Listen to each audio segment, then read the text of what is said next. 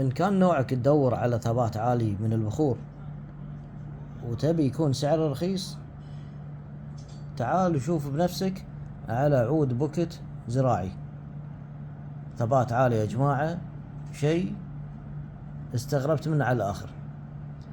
الدرجات المعروضة اللي بعرضها لك ميديم سوبر، وفي سوبر، ودبل سوبر. شرط البيع كيلو، شيل كمية كاملة. السعر اللي قدمه لك رخيص حده، من قلب رخيص. عرض ما يتفوت، لحق علي انت الكسبان.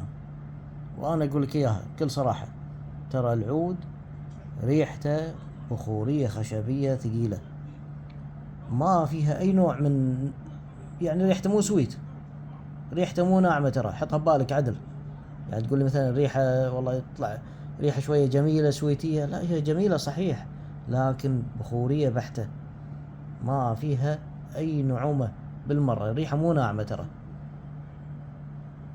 شيء مضبوط وشيء على اصوله.